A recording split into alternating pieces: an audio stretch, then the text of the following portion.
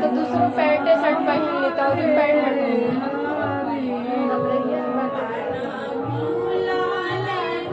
का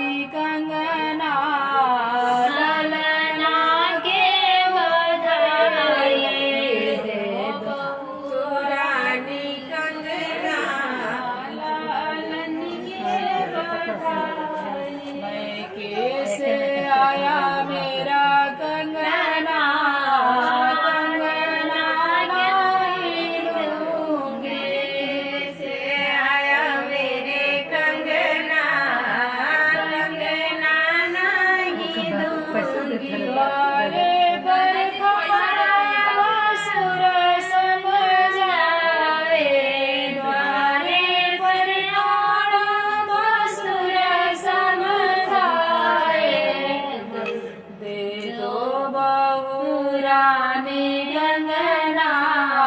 ललना के उड़न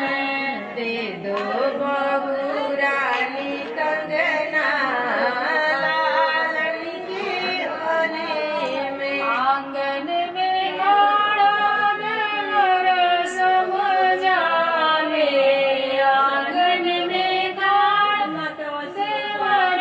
समझावे दे दो बाबी रानी कंगना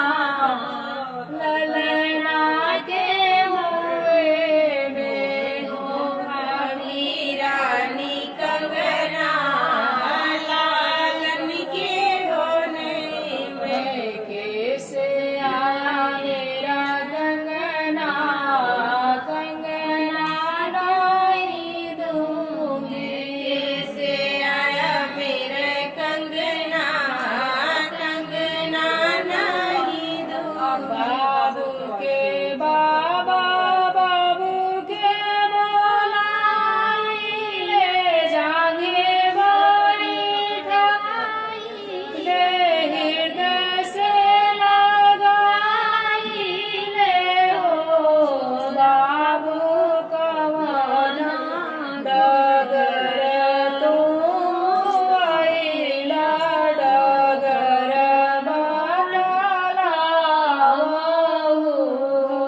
बाबू कवन डगर तू आइला डगर हरियारी बड़े बाबा कटकू सभी चावा गहिरा नदी हो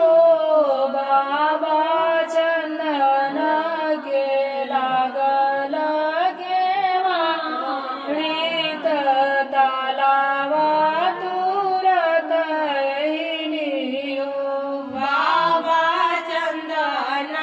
के लागल के वाड़त जलवा मूरत बाबू के बाबू के बोलाएली जांगे बैठाने हृदय से लगाएली हो बाबू कवन डगर तू आइला डगर बतलावो बाबू कवन डगर तू आइला डगर बतलावो हरियारी बड़ैया कटकू सभी चावा गहिरा नदी हो चंदन के लागल के हरित तालावा तुरत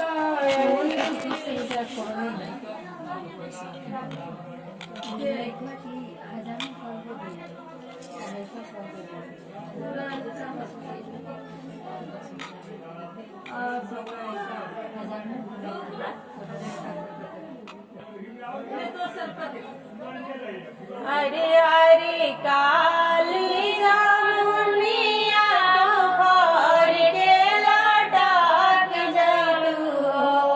जामुन तोहर देखन पियाइली तो आँख भर देखली हो